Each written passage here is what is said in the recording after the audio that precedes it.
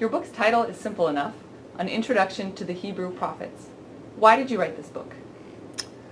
Simply put, I wanted a chance to learn what I've learned from teaching prophetic books for over 25 years.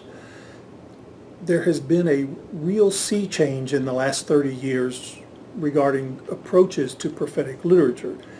And I've been fortunate enough to have been a part of many of those discussions and used this project as a chance to synthesize my own thoughts and to hopefully present them in a way that is digestible to students. There are a lot of books on the prophets. What makes your book distinct? I would say three things distinguish this book from others on the market. Its focus on prophetic books as conveyor of meaning. Second, the recognition that these books have been years in the making and that someone has shaped them deliberately. And third, a desire to bring students into the dialogue of how these books function historically, literarily, canonically, and theologically. The first of these foci was really the sea change that I referred to, the meaning that is found when one reads the book as a whole, not just a few verses here and a few verses there. It's this shaping of the prophetic books that has fascinated me for most of my career. What do you hope the reader will take away from reading your book? First and foremost, I hope that they develop a deeper understanding of the function of prophetic scrolls within the Hebrew Bible.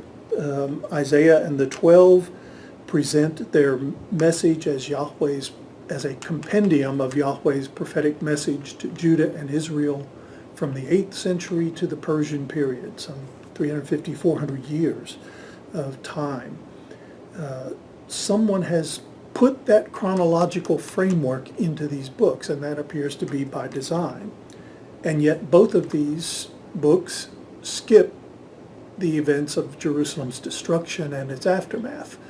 By contrast, that's exactly what Jeremiah and Ezekiel focus on, but they do that from different perspectives. Jeremiah lives in the land and experiences the destruction of Jerusalem up close and personal. Ezekiel lives outside the land and has a very different take on its theological meaning.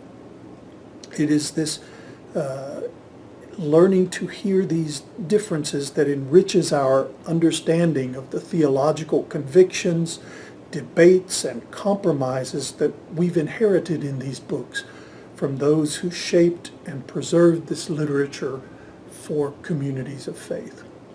If there's a second part that I would hope they would take away, is that students could begin to understand how scholars think of how these books came to be based on some of the newer redactional models. Perhaps one cannot say that a consensus has been formed, but I think there are several emerging lines where quite a bit of overlap can be observed.